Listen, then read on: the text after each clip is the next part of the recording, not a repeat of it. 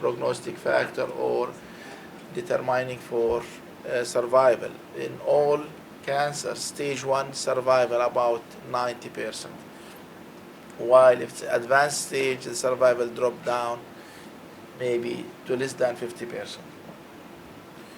Why the epithelial cancer presented or diagnosed at an advanced stage? That's because most of the symptoms or all symptoms are non-specific to the gynecological system. Most of these symptoms non-specific, like bloating, GI disturbances, discomfort, and sometimes ascites and distension. The patient doesn't realize that this is caused by a gynae system or ovarian, so she used to seek an advice to the general practitioner and then gastroenterologist, maybe the gynecologist, and at the end of the day, after cytology for the ascites, they will find out there is malignant cells. When you do the scans, you'll find an ovarian mass and spread to the upper abdomen, and at that stage, this is stage 3 and 4. While if we pick up the cases earlier on stage 1, we can cure them and we can improve the survival for this group of patients. Now, what about screening and let's say early detection? Because of false positive results for both the CA125, which is tumor marker in the blood, and transvaginal scans, we have high false positive rate, especially in premenopausal patients, because CA125 can be elevated due to other gynecological problems like the fibroid endometriosis.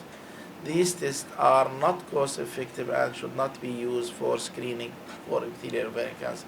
So we don't have a cost effective screening test for ovarian cancer, while we have it for cervix cancer, as you know. Now, the role of surgery for ovarian cancer will start by the early stage. What's the role for surgery in ovarian cancer in the early stage, and what's the role in the advanced stage?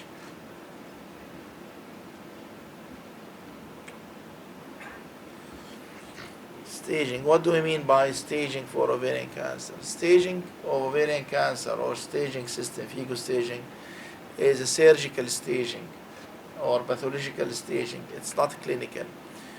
This means that you will not know the exact stage unless you do the surgery and you send all specimen to the pathologist. And when you get the histopathology report, you can stage this patient as early stage, stage 1, 2, 3, C or B or whatever. If you have an apparently early stage localized ovarian mass, this doesn't mean that the real stage is early stage. So the staging component or the staging procedure includes all the following. You should do a midline incision, start below the umbilicus downward, and then you can extend it upward if you want to explore the upper abdomen. You start by taking washing. If there is cytology, take a sample from the fluid and send it to cytology. If there is no ascites, just do some washing with normal saline and send it for cytology. Then after that, you explore, see and palpate, or inspect and palpate the whole peritoneal cavity, because they spread usually by exfoliation, so any tumor cells can exfoliate and implant in the peritoneal cells. So you need to explore the whole peritoneal cavity from the hemidiaphragm down to the pelvis. If you have any suspicious nodule, you need to take a biopsy from that nodule. And if you are unsure or there is no gross metastasis to the upper abdomen and the tumor is localized to the ovary, if you are unsure, you need to take the whole mass without rupturing it and send it to the frozen section if you have the facility for frozen section. And after that, if you have the result that this is a malignant, you need to do infracolic omentectomy, multiple biopsies, random biopsies if there is no gross metastasis from the upper abdomen, pelvis, paracolic gutters on both sides, pelvic peritoneum, bladder peritoneum, and pouch of Douglas, and at least the ipsilateral pelvic and para-aortic lymph node dissection or sampling. So this is the items or the things you should do if you want to stage the case in a proper way. Benefits of surgical staging. As we mentioned before, by doing this, about 28% of cases which appears localized to the ovary will be upstaged to stage 3, 3C or 3A or 3B. Because if you find a microscopic disease in the omentum or the lymph node, then you upstage the case to stage 3 rather than stage 1. While if you are not doing this and you consider it as early stage, this is not the real stage. So in that case, stage 3, you need to give adjuvant chemotherapy, as you know. While if it's early stage, stage 1A, no need for chemotherapy and survival should be okay. And again, in stage 2, if you do proper staging, about 43% of apparently early stage will be upstaged to stage 3C. So this is very important to know the real stage in order not to overtreat the patient and not to undertreat. Because if she is an early stage, there is no need for chemotherapy with its significant toxicity and side effects. And again, if she's an advanced stage, definitely she needs chemotherapy, otherwise the tumor will recur or the cancer will recur and the survival will be affected. Prognostic impact, you mentioned that, and then you explain to the patient the real and you counsel her regarding her stage and prognosis and adjuvant treatment. We mentioned this, you save the early stage from unnecessary chemo and avoid understaging and undertreatment for the advanced stage. And there is another theoretical potential benefit that the potential site for recurrence can be removed by doing the surgery. The single most important step in ovarian cancer staging is tactile and visual examination of the pelvis and abdomen at the time of the surgery. This is very important. Before you embark in doing oophorectomy or hysterectomy, just visualize the whole peritoneal cavity. That's why you need to do it through a midline incision rather than transverse incision, because with the transverse incision you can't explore or even you can't palpate the upper abdomen to find out if there is spread in the upper abdomen or not. And again, biopsy from any suspicious lesion in the peritoneal cavity is very important. Standard of care for early stage, stage 1 disease, surgery, staging, we mentioned this, and fertility sparing. If the patient is young and she wants to preserve fertility, yes, we can preserve the fertility for early stage disease without compromising the prognosis and survival. And then the adjuvant treatment, to give or not to give chemotherapy. Early stage ovarian cancer is sufficiently lethal if it's not treated properly. More than 30% of all ovarian cancer stage 1 to 2, and there is a high risk group can lead to mortality in up to 30%. So again, is apparently early disease really early? You need to find out this, or you can't find out this unless you do the surgery. None of the imaging modalities can tell you that this is an advanced stage or not, because if you have microscopic cells, none of the imaging modalities, PET, MRI, any of these, it can detect the microscopic disease in the lymph nodes or in the omentum. Surgical staging and the effect of subspecialty. Cancer treatment or cancer surgery, it needs proper training and, let's say, surgical training to deal with these cases. Most of the time, sometimes the gynecologist, he's not, let's say, trained in doing the lymphadenectomy or in doing the debulking surgery, and we know this needs special training and proper training in specialized centers.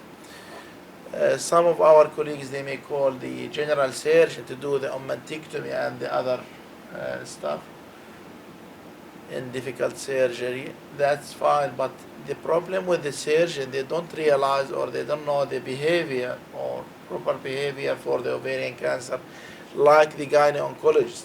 He knows that there's cancer, he can chop it out, but he doesn't know where to stop sometimes in doing surgery and what to do further for such a lady.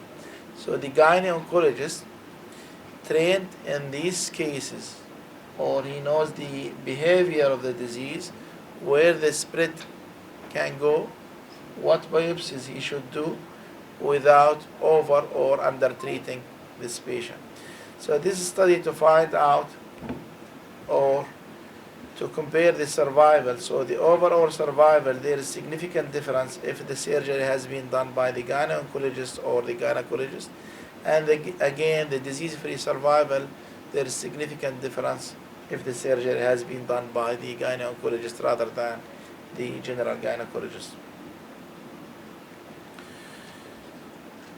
This is traditional study in early 80s. Again, we mentioned this. If you do proper staging, about 30% of early stage disease can be upstage, and it varies if the disease is well differentiated or poorly differentiated. If it's poorly differentiated, the percentage of cases that has been upstage higher, because the behavior will be aggressive and the risk of spread and the spread is higher than the well-differentiated disease. As if they mentioned that this could be the tip of the iceberg. When you see this localized ovarian mass, you think this is localized disease, but when you do the staging, you will find out that there is spread to other sites. And the common sites for microscopic metastasis, cytology, the highest in this study, 20% in the fluid, 6% in the omentum. The hemidiaphragm, right and left, you can find 15% of cases they have microscopic spread. The pelvic and para-aortic lymph nodes also harbor some microscopic disease. So this is the distribution where you can find the microscopic disease if you do proper staging, surgical staging for apparently early stage ovarian cancer. These are 3 studies that can argue against palpating the nodes, and I couldn't feel anything. Some of the surgeon, gynecologist, after doing the surgery, we talked to him, he said, I just palpated the lymph node, I couldn't find any bulky lymph node. This means that there is no lymph node. In fact, this is not true in science, because one of the studies they found that the macroscopic disease is just less than 2 millimeters, 37% of cases less than 2 millimeter, and another study up to 40% just microscopic disease in the nodes. And in one of the studies, 55% less than a centimeter, and even with a centimeter, it's very hard to palpate or to make sure that this is a disease or not. So relying on palpation to do or not to do the lymphadenectomy, this is unscientific, and it can miss a lot of cases having microscopic disease. The same with endometrial cancer. They said, I palpated the retroperitoneal space, I couldn't feel or find any bulky lymph node, so I didn't do the lymph node. This is not true. The microscopic disease there can reach up to 30% of cases.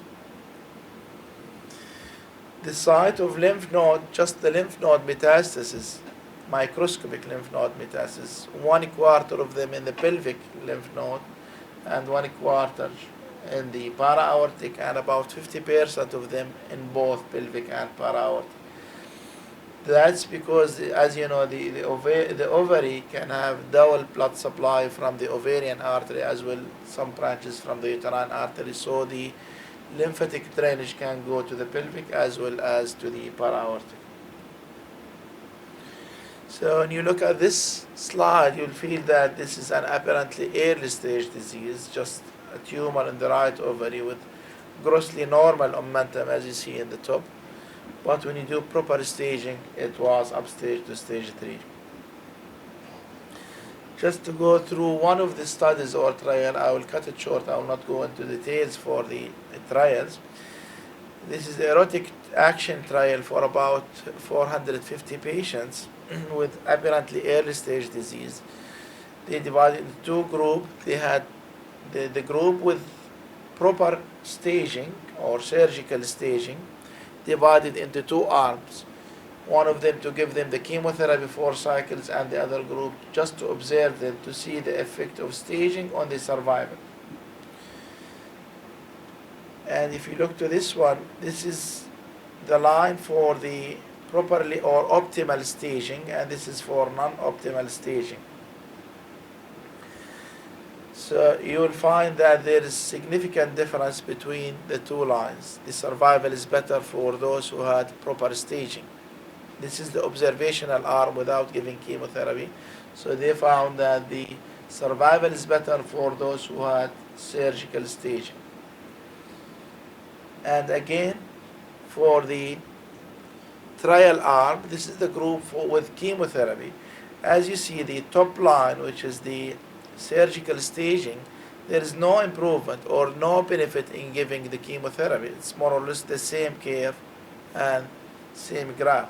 While if you see this one, for those who didn't have proper staging, the chemotherapy worked good and improved the survival. So if you go back, this is the one, same like this one, no effect from the chemotherapy. So you are giving unnecessary chemotherapy to this group of patients without improving the survival. But again, if you look to this one without proper staging, if you give them chemotherapy, you improve their survival. So this trial, just to emphasize that adjuvant chemotherapy in the entire group, those with proper staging or suboptimal staging, improve the survival and overall survival, and no differential benefits for the stage subgroup, stage or strategic group. And the conclusion after optimal staging, no benefit from chemotherapy in properly staged patient. Fertility preservation for, let's say, those who wanted to preserve their fertility. Fertility preservation is allowed in special cases, special type of tumor, and we have certain criteria to preserve fertility. In germ cell and stromal tumor, 6-chord stromal tumor, definitely we have place for fertility preservation. The behavior of the germ cell tumor is different from the epithelial. The germ cells are very chemosensitive. So even if you have an advanced stage, still you can preserve the fertility, remove the more affected ovary, preserve the other ovary and the uterus, and give chemotherapy, and the cure rate is excellent. While in epithelial, it's partially chemosensitive. In the germ cell, it's highly chemosensitive, like the seminoma in males. Stromal cell, again, in the borderline tumor, all of them we can preserve fertility. And for epithelial cancer as well, if the stage 1A, grade 1 or grade 2, still you can preserve the fertility if the disease is occurring in young age group. So for non-epithelial, you can preserve the fertility. For the borderline, you can preserve. For epithelial, just the earliest stage, fertility sparing is allowed. Requirement for conservative or fertility sparing, we mentioned this, you need to have a stage or FIGO stage 1A, and as we mentioned, it's not clinical staging, it's pathological staging. After you do proper staging, surgical staging, and you will find out this is 1A.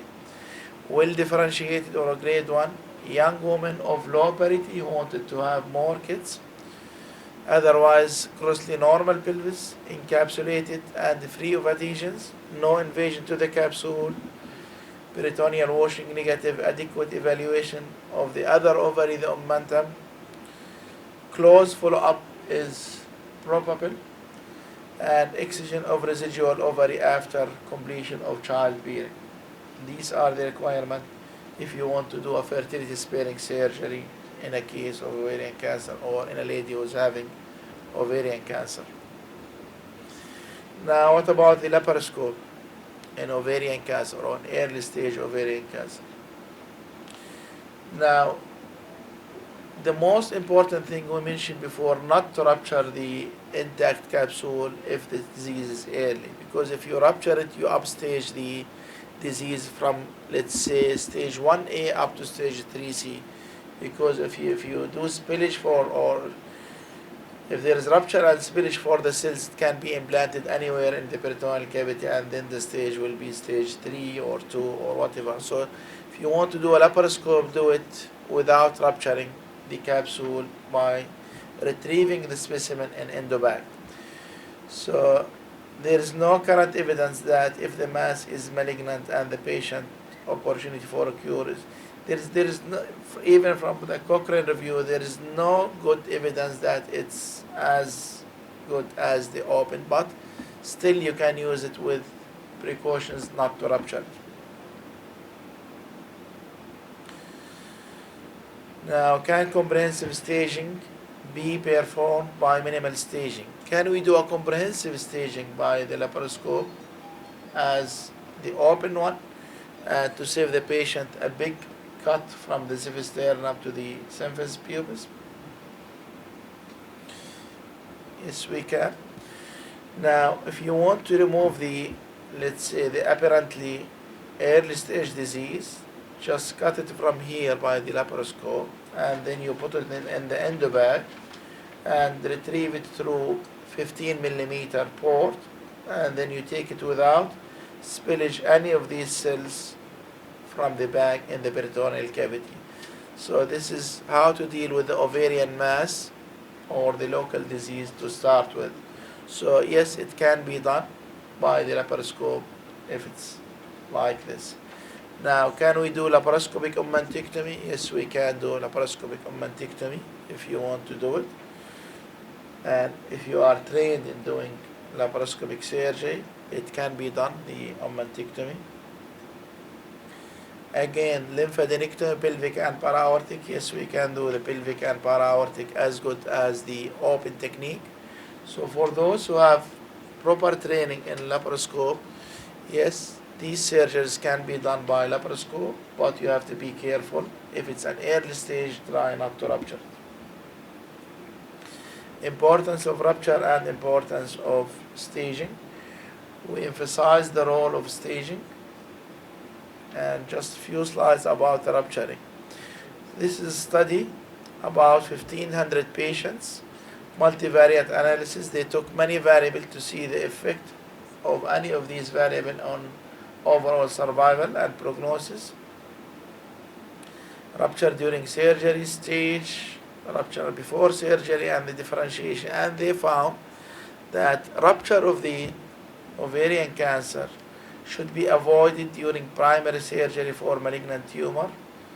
And this series, all patients underwent laparotomy but clearly laparoscope should be avoided in stage 1. This is study before the 2000, and laparoscope was not, let's say, has a great role in staging like this one. So the emphasis was to do laparotomy if you find out this is suspicious or malignant tumor. Retrospective studies showed that laparoscopic treatment for stage 1 ovarian cancer can be done, but again, if unsuspected malignant disease is diagnosed during surgery, go for laparotomy if you are not familiar and you are not expert in doing laparoscopic surgery.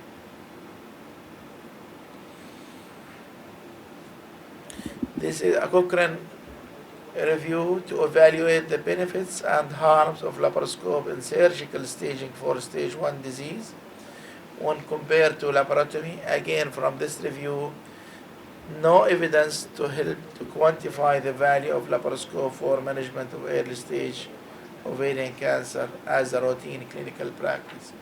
So the message from here, if you are not familiar or not expert with laparoscope, do it in a laparotomy. If you find unexpected finding during laparoscope, convert to open. And if you are converting to open, do a midline incision, not transverse. That was for early stage disease. Now for the advanced stage. As you know, this is a typical picture for the advanced stage disease, extensive ascites and distension.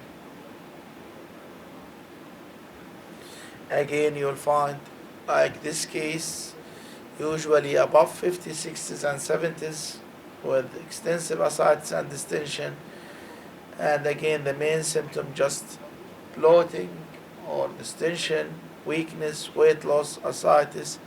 And these cases, as I mentioned before, initially they used to go to the general practitioner or the gastroenterologist to find out if the ascites is caused by GI system or hepatobiliary causes. And then after they do liver function and all these things, they ruled out any abnormality or portal hypertension or whatever. If they do the scan, they find an ovarian mass, or if they took a cytology, find malignant cells favoring ovarian, then the case referred to gynecologist or gynecologist. Usually this is the typical picture for advanced ovarian cancer, the omental caking here, you can see it. And again, this is an ovarian mass with the omental caking and involvement of the bowel as well. Surgery for advanced ovarian cancer. So for early stage disease, the role of surgery for surgical staging. For advanced stage disease, what we call it debulking. Debulking, remove as much as you can from the tumor, wherever the tumor is located, without compromising the life of the patient. So the cytoreductive surgery include the following steps or surgical steps: total hysterectomy, total abdominal hysterectomy, bilateral salpingo-oophorectomy, omentectomy, resection of metastatic lesion from the peritoneal surface and from the bowel, sometimes diaphragm and the surface of the liver, anywhere spleen, you can remove the spleen to achieve optimal debulking. Prognostic factors, all these are important prognostic factors for advanced stage disease, but as you see, the most important prognostic factor is the residual disease. The most important thing, not to leave a bulky disease in the peritoneal cavity after the end of the surgery. And we'll come to the definition of optimal debulking. What do we mean by optimal? So residual disease is the most important prognostic factors from many studies in survival of advanced stage ovarian cancer. Definition, what do we mean by optimal debulking?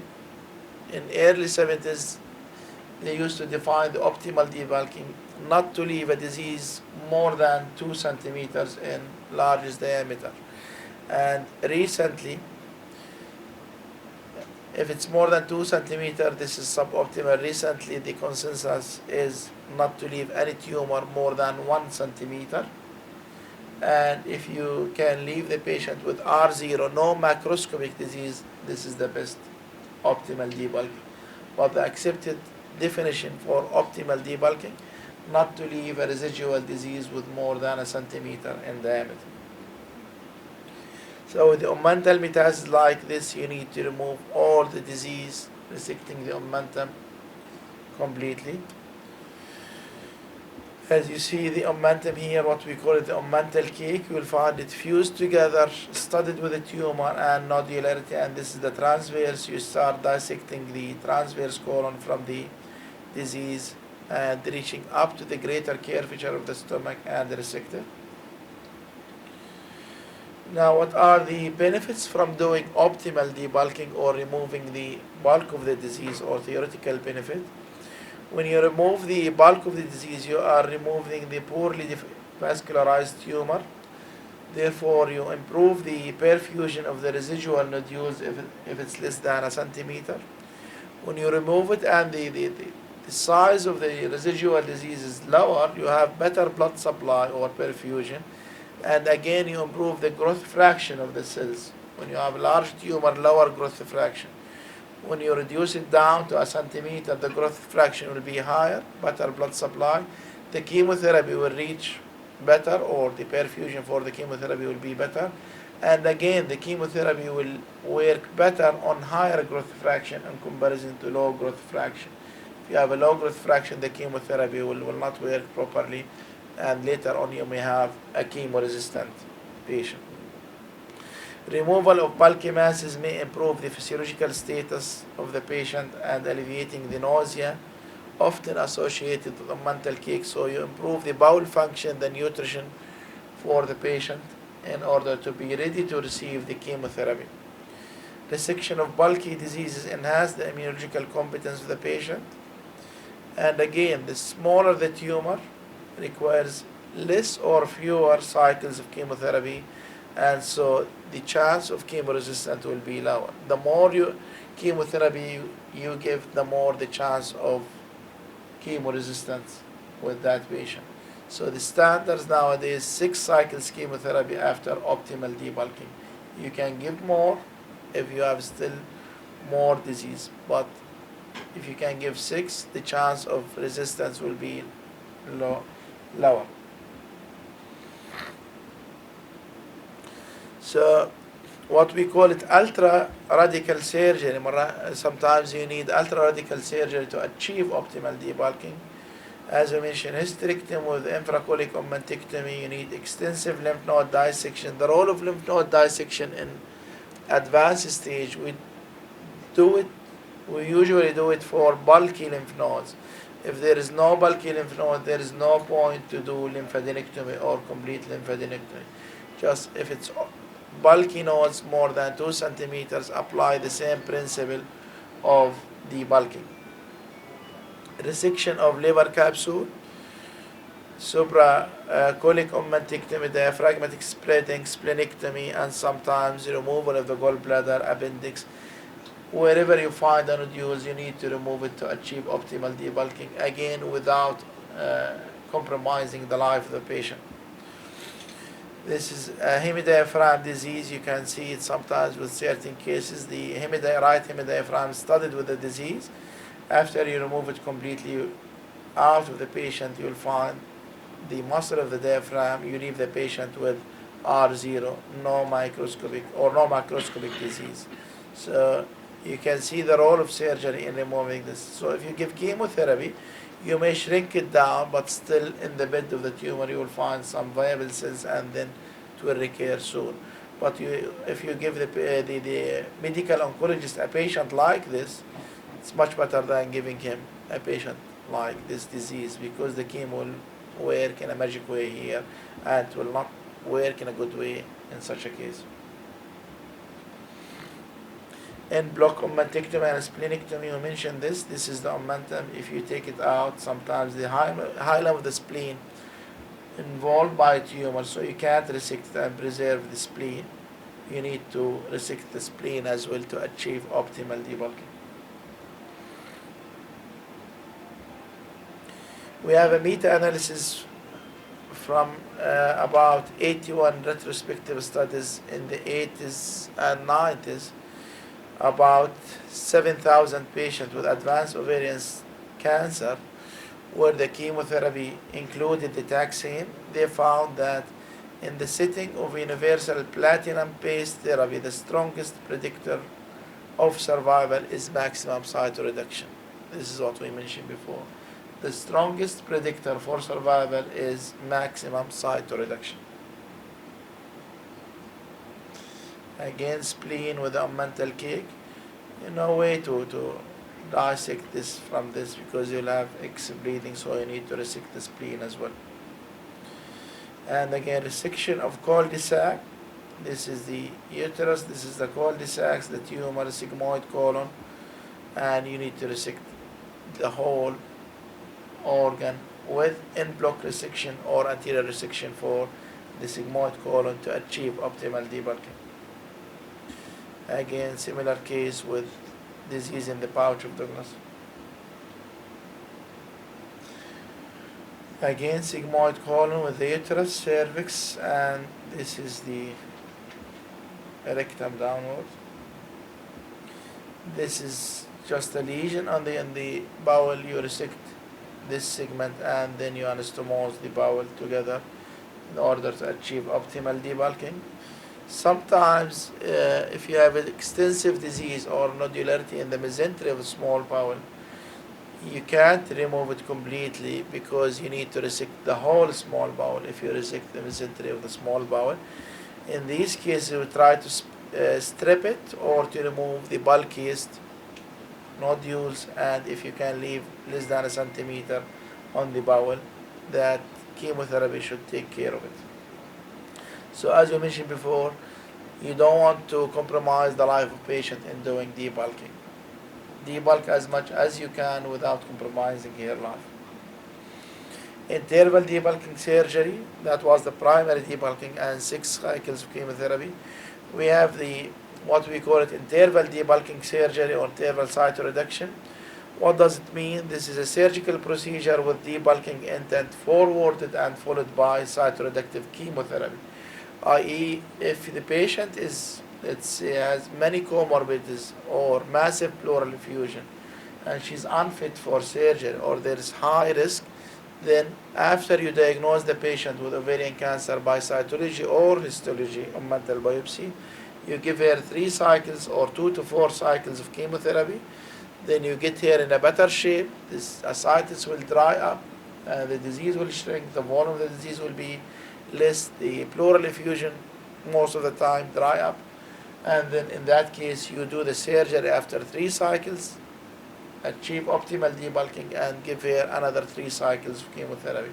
So this is a situation where it's high risk or you can't do surgery upfront because of the old age, comorbidities, pleural effusion, extensive ascites, nutritional status.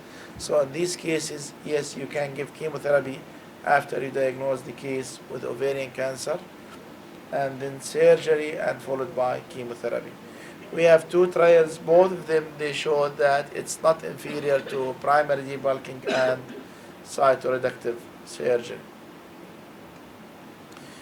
Neoadjuvant chemotherapy, another trial for those cases who have extensive disease, to give them 3 cycles chemotherapy, and the primary endpoint was overall disease-free survival and overall survival and disease-free survival, the secondary endpoint. And again, they found no difference if you, or at least it's not inferior study, if you give neoadjuvant chemotherapy first, followed by interval debulking surgery. So this is for disease-free survival. You can see the 2 curves more or less the same, and this is for the overall survival. So again, from this study or trial, optimal debulking is the strongest independent prognostic factor for overall survival. So, and due to lower morbidity of interval debulking surgery, and neoadjuvant chemotherapy can be considered as the preferred treatment option for this group of patients. So for the take-home message from this presentation, accurate staging or surgical staging allows patients with early stage 1A or 1B, grade 1 or 2 disease to be observed without chemotherapy, and this is very important. Primary cytoreductive surgery is desirable for most patients with advanced stage disease. The question about the benefit of interval debulking surgery remain unresolved, but it's not inferior to primary debulking. Neoadjuvant chemotherapy is appropriate for medically unfit patients or those with stage 4 disease, parenchymal disease in the liver, or pleural effusion. Thank you very much. Thank you very much, Dr. Sam, for your nice and efficient lecture. We open the door for discussion. So, احنا الجروب لسه موجودين. I'm a general surgeon, a gynecologist, so a oncologist, طبعا كان حقيقة combined MPT. Nice. Thank you. Thanks for this exploration of data. But I saw you consider more important point about talking about lymphadenectomy in the ovarian cancer. As you know, retrospective data reveal that there is overall and progression-free survival benefit of lymphadenectomy. But the prospective data reveal that only progression-free survival benefit. And the recent data about the Lion trial and the previous ASCO revealed that no benefit at all, just increased mortality and morbidity in patients who got this lymphadenectomy. So no benefit of lymphadenectomy at all. This is first. Second thing, you explored the data about the adjuvant. This is just for the audience. For systematic lymphadenectomy, There is no benefit of systematic lymphadenectomy. Consider pelvic and para-aortic. Yes. Lion trial is pelvic and para-aortic. Pelvic and Although para-aortic the systematic- metastatic deposit in this lymph node reach more than 50%, That's right. but no benefit in survival, just mortality and morbidity. Just do debulking. They found that the debulking, if it's a large lymph node and you do debulking, it's the same principle for debulking. But if they are not grossly enlarged, doing systematic lymphadenectomy, there's no benefit. In Lion trial, completely debulking surgery for the primary and the lymph node without seeing benefit. This is first. Second things about the adjuvant chemotherapy rule in the stage 1 disease. My opinion, all stage 1 ovarian cancer must receive adjuvant chemotherapy unless it's grade 1 disease. Unless it's grade 1 disease. Stage 1A, 1B, grade 1 or 2, no benefit from chemotherapy. This is endorsed by guidelines, by NCCN and ESO. But the grade 1 disease, grade 3 disease, stage 1 disease, grade 3 disease, Okay. I'm saying grade stage 1. 1. Stage 1 disease. Grade 1A, Right. sorry, stage 1A, grade 1. Yeah, it's Or not grade disease. 2. Yes. Not disease. Grade Grade 2, three, grade 2 it's minimal questionable. benefit. Yes. It's a minimal benefit. Grade 3. But to my opinion, it must give at least 3 cycles, not 6, not Yes. 6. Yes. This is two things comments about. The third thing, my question about the rule of the radical appendectomy in the mucinous ovarian cancer. Appendectomy. Yes. Yes. In the mucinous You should. ovarian cancer. You should. take it out. You should.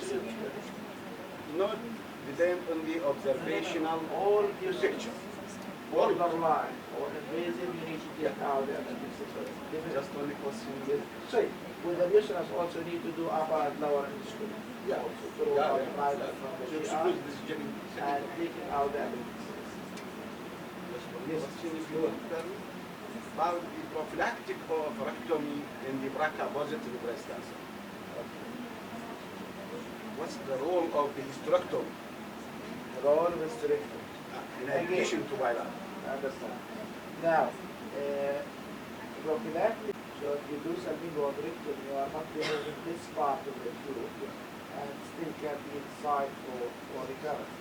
So that's why they advise to remove the uterus, they advise to remove the uterus as well with the tubes and ovary because of this little segment. And again, 90% protection from 100%. So I would advise if the patient complete their family, take the uterus out as well. My opinion, to do total abdominal hysterectomy with bilateral salivary oophorectomy in regard to things about this piece of the tube which can get recurrence in the future or get second primary and not give more protection. This is first. Second, most of these patients receive tamoxifen and they got hyperplasia of the uterine wall and get malignancy in the near future. Thanks, Dr.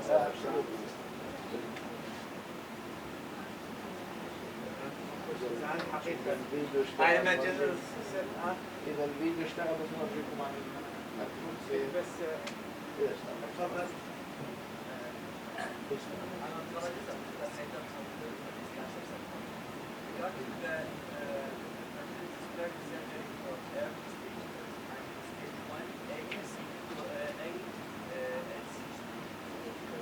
Sometimes there's a bilateral disease and we should avoid it unless we arrange for cryo isolation of the offsite.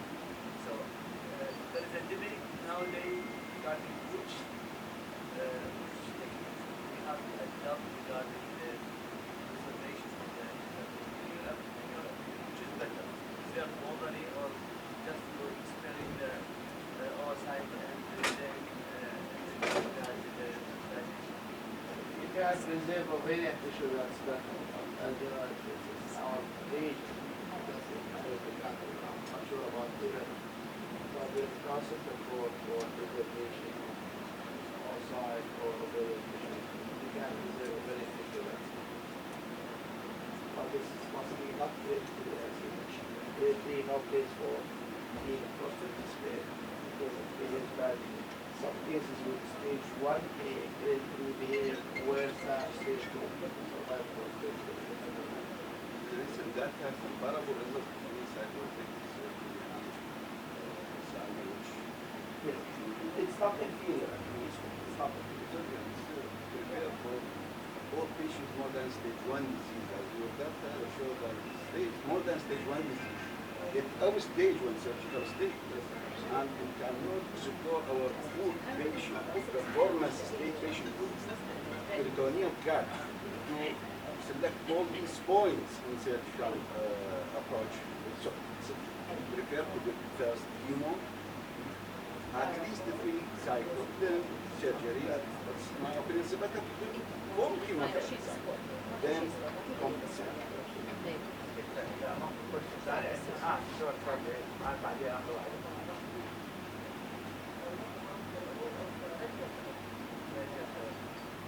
Usually in ovarian cancer, we can say there is almost no room for radiotherapy unless you have, let's say, a recurrent disease localized down in the pelvis, and this case is resistant to all lines of chemotherapy.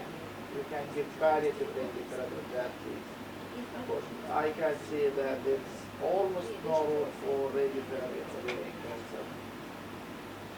Unless these situations. If it's in the vaginal wall and it's resistant to all types of clinical treatment, you can get palliative. Do you agree? Yeah, I agree totally on this role of the phosphor resistant peritoneal deposit in advanced stage, there is a role of palliative.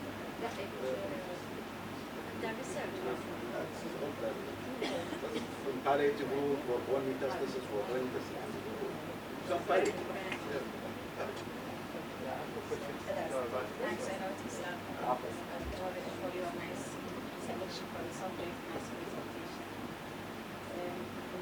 تعليق على الدكتور بالنسبة للpreservation of the ovarian tissue. We might preserve ovarian tissue by freezing or by debilitation. You can preserve ovarian by this way. لحد الآن يعني هو studying this things بس يعني احنا عندنا بس وبعدين ovarian tissue freezing ما يفعل بس يعني studying this.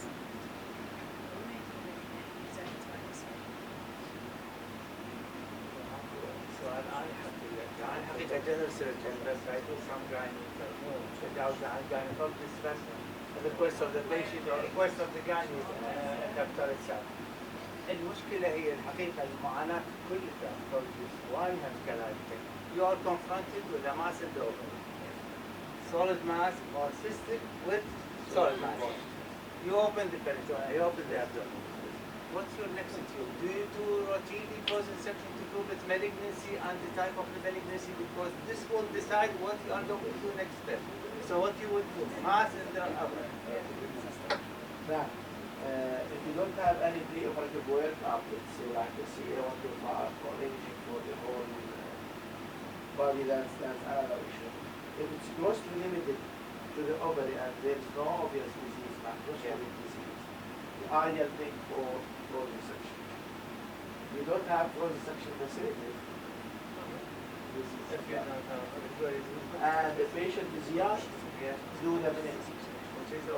And find out what's going on. And you go back for a month.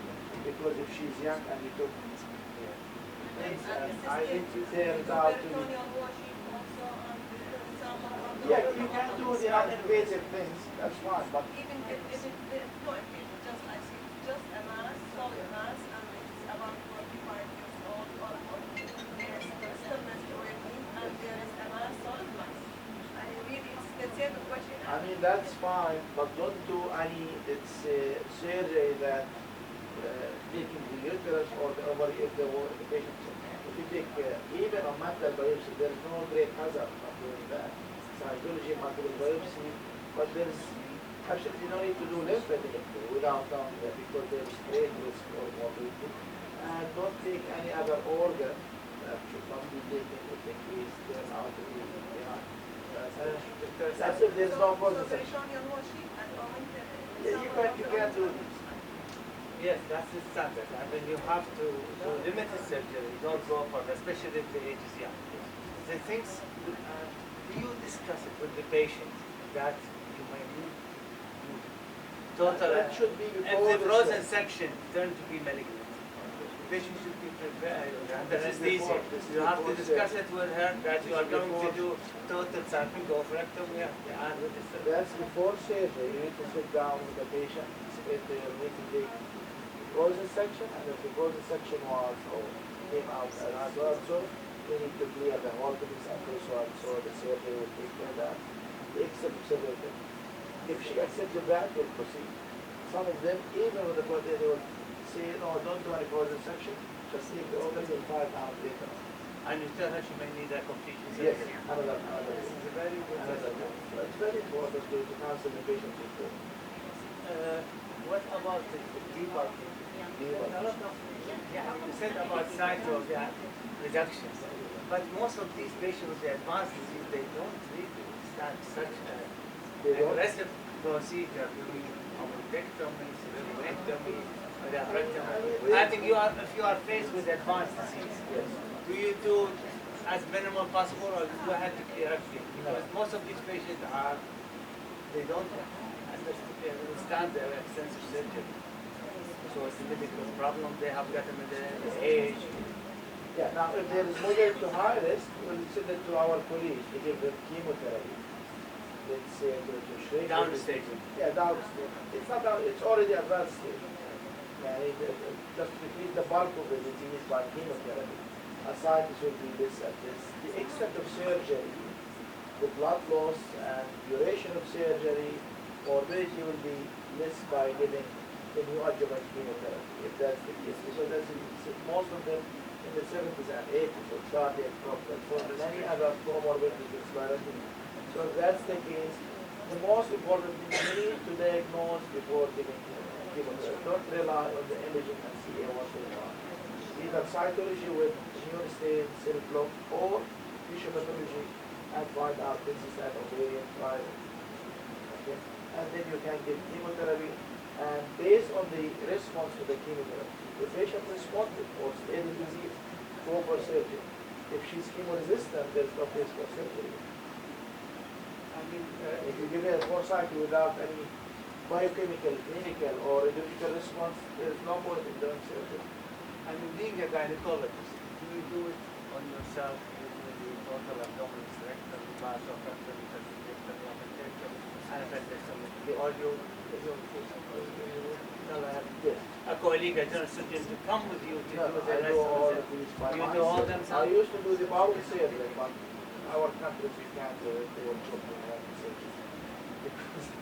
Any more So questions? for bowel surgery, we call But the feel free, please, if you want any questions, ask us, because it's a very sensitive subject and probably a lot of debate on it. Probably بالنسبة لللوكال طلب لوكال كيموثيرابي during the operation you may need to undergo chemotherapy. هو more of the selective chemotherapy to be sent to by, for example, transfemoral By? transfemoral artery Local chemotherapy. chemotherapy injected exactly to the tumor cells in ovarian tumor. now the role for intraperitoneal chemotherapy. This is for advanced stage, not for early stage. We have intraperitoneal chemotherapy. We have heated intraperitoneal chemotherapy, the hyping. We have two new trials about the hyping nowadays, and the last one in January 2018, which is the Dutch trial. And they found that there is about 4-month gain in disease-free survival and about 1 year gain in overall survival if you are giving the hyping, heated intraperitoneal chemotherapy. But it's not available in all countries. We have the machine recently in the Muslim Cancer Center. We started doing this. This is after you do optimal debulking for the whole disease. You will start perfusing the chemotherapy in a normal scenario over about 2 or 3 hours, you heat the chemotherapy for up to 42 degrees, and over 1.5 hours you keep it in the whole activity, even you have open or closed technique, and then after that close the abdomen and you complete the chemotherapy. And as I mentioned, we have 2 trials. The last one was positive, improving the survival overall and disease-free survival. So there is our four. After 6 months, the next trial was negative. The previous one, It's the same aspect. The last assistants came with 2 trial. One of them was positive with very minimum or borderline I said 4 months for DFS. And the second one, which is the American one, was negative. It's still not finalized. The published one and the accepted one, the Dutch trial. The previous one, the Korean trial, was negative. But the Dutch trial, so far, it's positive. It shouldn't change the practice. Of course. Okay? It was a matter But, of yeah, but some of them, they started to do this based on this trial. Because as you know, the 4 months gain or survival, we had this from the Avastin. Already from the Avastin trial, we have 4 months gain. Maybe with the even more. Complication more with Yeah, the I know. chemotherapy. With this side effects from the high tech and chemotherapy and other things. Can get by other protocol by those days. That's Can get this more benefit. But that the cell trial, the Dutch trial, the complication were the same. All previous studies, the complications higher with the high tech trial. it's a beneficial I agree. only in less than 1 centimeter. It is that 5 millimeters. Right. It is that 5 because the ventilation is 3 millimeters. No benefit. So one more So just to practical, answer, there is an evidence, there is an evidence. just one more practical question. حقيقة اللي واجهنا عنها كمان surgeons and gynecologists. You are confronted with what looks like a benign lesion, like an ovarian cyst, and you remove this ovarian cyst, and there is a histological surprise, like in the case of the thyroid dissection. There is a focus of cancer or adenocarcinoma in this cyst. What's the next step? You have removed only the cystic lesion from the ovary. Rupturing the cyst. No, just remove it completely. It's all right, no problem. It's a histological surprise, and the histology came assist with a focus of cancer. So what your next step for this Stage, you patient? can do the stage. You have to go again? You remove the whole ovary or They're back to you... surgeon for lateral oophorectomy at the Just stage minimal fertility preservation and do mastectomy and preventing psychology If she's young and fertile. Even if she's young and fertile, because the risk of stage is high. No You can benefit, do it no by benefit, laparoscopy. no benefit of cystectomy alone. Cancer. هو بعد One operation ما تنسى يمكن نساعدها يكون كثير من الحالات انت شايفين بالنسبه الطفرات. لك كلينيكلي اسيستيكلي بس راح للهيستوباثولوجي قال بيرفكت سكشن there is a focal of so he's advised that you have to go again give him the whole surgery also. All that must You can do it laparoscopy, yes. Can be done. Certainly. If this is found in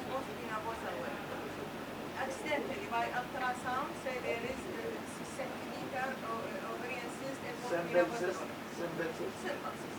CA125 normal. Everything normal. Now, Just on upper. okay, it was a lady. Suppose this is a functional cyst. There shouldn't be a functional cyst in a post-menopausal lady. Where to come from?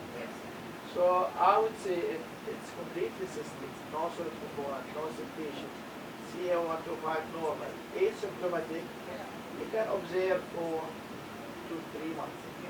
But again, there shouldn't be a simple cyst in a post-menopausal lady. Any more questions? Cystectomy, sorry. Post-menopausal. Oophorectomy. Any more questions please from the students?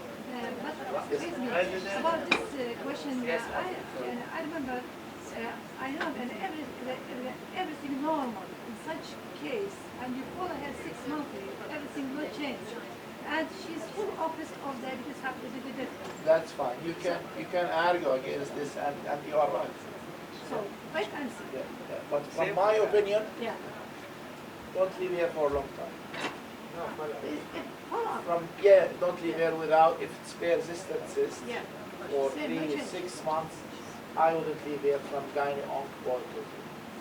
You can leave her from the gynecological point of view. Why I would be worried, because there shouldn't, so what's the reason for, what's the etiology for this?